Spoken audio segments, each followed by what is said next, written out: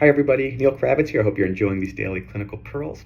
This clinical pearl is a practice management pearl. Now, I've always said I want us to be conservative and honest during consultations. I don't want us to pressure sell. Okay, as a profession, we need to get away from that. And I always talk about my own personal and professional growth as an orthodontist over the last 20 years, how I have moved away, and I wish I was practicing differently when I first started my career.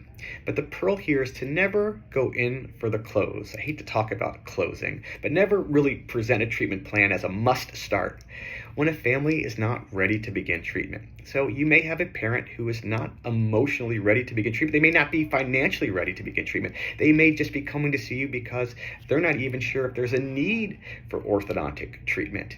You also may have a child who's just very nervous about the idea of orthodontics. So the orthodontist often makes the mistakes when they see a child who is physically ready for treatment. They have all their adult teeth in, or they're going through peak growth, or they're chronologically ready. They're at the right age. They're in 6th or 7th grade, and says, okay, we're ready. We got to get going. But actually, if the family or child is not ready for orthodontics, I might change my approach and say, listen, we're definitely ready whenever you're ready. And I want us to start thinking about doing orthodontics. And if there's no growth issues, if it's just a class 1 crowded case, I might say there's no rush. Whenever you want to do this, we're ready for you. You can start in a few years from now. But if it is a growth issue and I do want to treat during development, I might say, listen, I really do want to take advantage of this growth period. So I think if we could start orthodontics within the next year, that would be ideal. So we don't have to start today. Today is just a meet and greet. I want you to feel comfortable with me. But if we start orthodontics within the next year, man, that would be ideal. And then what I might do is say, let's just do a follow-up consultation. Let's meet again in 4 months. And this way we can talk about any questions you may have that you may not have thought about right now.